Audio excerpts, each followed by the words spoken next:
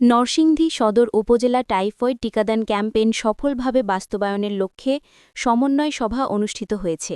আজ সকালে উপজেলা সম্মেলন কক্ষে এ সভার আয়োজন করে সদর উপজেলা স্বাস্থ্য কমপ্লেক্স। সভায় সভাপতিত্ব করেন সদর উপজেলা টাইফয়েড টিকাদান ক্যাম্পেইনের সদস্য সচিব ও নরসিংদী সদর উপজেলা স্বাস্থ্য ও পরিবার পরিকল্পনা কর্মকর্তা ডাক্তার মোহাম্মদ আবু কাউসার সুমন। প্রধান অতিথি ছিলেন টাইফয়েড টিকাদান ক্যাম্পেইন সদর উপজেলা কমিটির সভাপতি ও নরসিংদী সদর উপজেলা নির্বাহী অফিসার আসমা জাহান সরকার।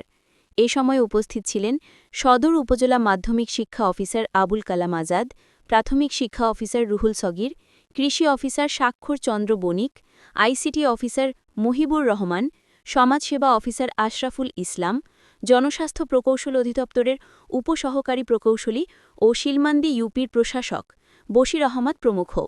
সভায় জানানো হয়, সদর উপজেলায় ৯ মাস থেকে ১৫ বছরের কম বয়সী সকল শিশু এবং প্রাক প্রাথমিক থেকে নবম শ্রেণী বা সমমান পর্যন্ত সকল শিক্ষার্থীদের বিনামূল্যে ১ ডোজ টাইফয়েড ভ্যাকসিন প্রদান করা হবে। সদর উপজেলার পৌরসভা ছাড়া মোট ৬৯,০৪২ জনকে আগামী অক্টোবর মাসের ১২ তারিখ থেকে মাইক্রোপ্ল্যান অনুযায়ী ১৮ কর্মদিবসের মাধ্যমে এ ভ্যাকসিন প্রদান করা হবে।